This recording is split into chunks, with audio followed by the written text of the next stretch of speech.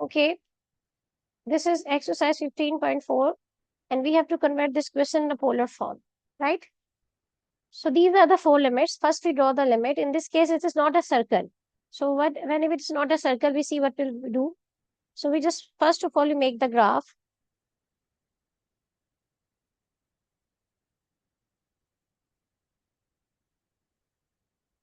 Okay, so x is equals to 0 is the y-axis.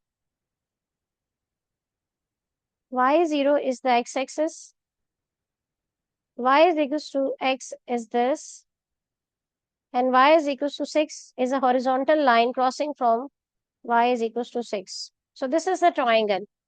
So I want to know the limit of theta here, because whenever we have first quadrant, the theta is from 0 to pi by 2. And y is equals to x is half of this, which is pi by 4. So the theta varies here from pi by 4 to pi by 2, right?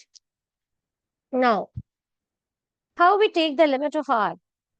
In this case, we draw a line from the origin to the end point. So the line cut here in this point and this point. So this is the line y is equals to 6, and this is the line x is equals to 0. So we convert this in a polar form.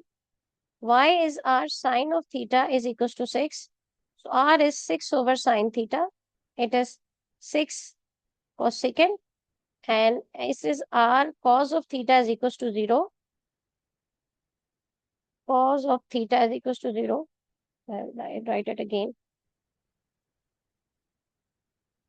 It is r over 0 over cos theta. So r is 0. So the first limit is 0, and the second limit is 6 cosecant theta. I just write it again.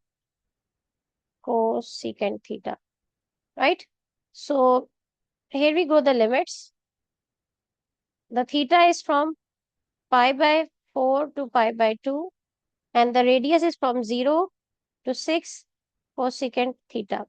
So what about dx dy? You know dx dy is equals to dr d of theta. And what about x? X is equals to r cos of theta.